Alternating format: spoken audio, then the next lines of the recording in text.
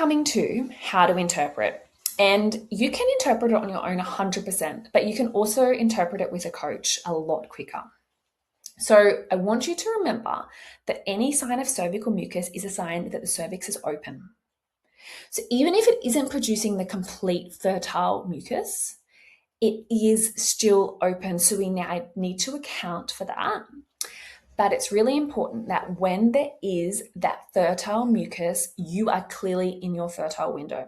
Okay, so these days are marked as fertile. Any sign of fertile cervical mucus.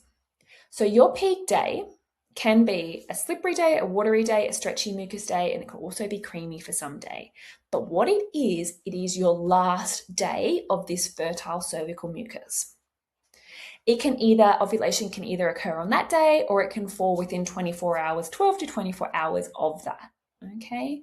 We don't have an exact technology that can exactly time when ovulation is, but we can use our signs and signals to know the rough timeline of it. So after ovulation, the changes in your hormones mean that your cervical mucus will change. It's not going to be that fertile cervical mucus anymore because it's done what it's needed to do. Sperm no longer needs to enter. The egg has already been released. So to confirm ovulation, we need 3 days of dryness before we can confidently confirm that ovulation has occurred.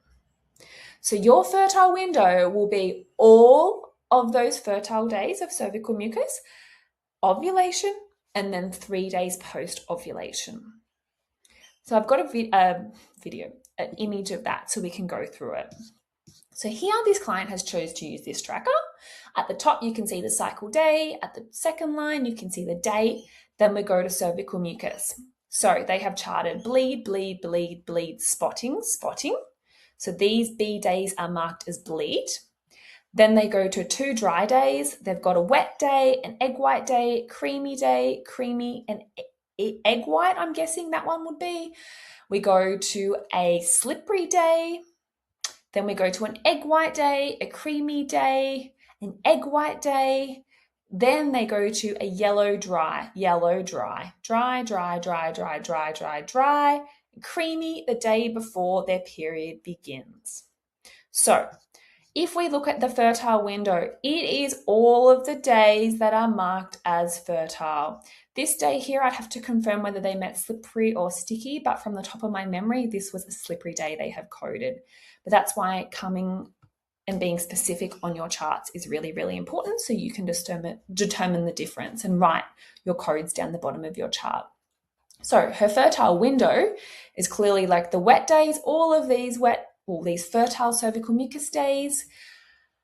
Ovulation occurs on cycle day 16, which is the egg white day. And then we can see that there are 3 dry days on day 17, day 18, and day 19 that are all dry to confirm ovulation.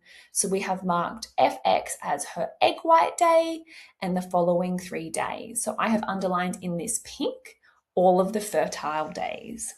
And then we count the 3 days after. So that is simply how we interpret the data. And you can do this on your chart. You can do this however you like. Now, I do want to mention that there may be a little bit of moistness or creaminess right before your next period. And this is a sign that your cervical plug is dissolving, getting ready for you to bleed again. So if you do notice that, I've had some clients that are like, what is going on? Have I not ovulated? And then their period comes the next day. This creaminess or wetness is your cervical plug dissolving, and it is common to get it 1 to 2 days before your bleed. So this is my favorite biomarker. Trust me, the more you do it, the more simple it becomes. And it's not about having a perfect cycle, having a textbook cycle. It's about using the data that your body gives you to interpret when you are fertile.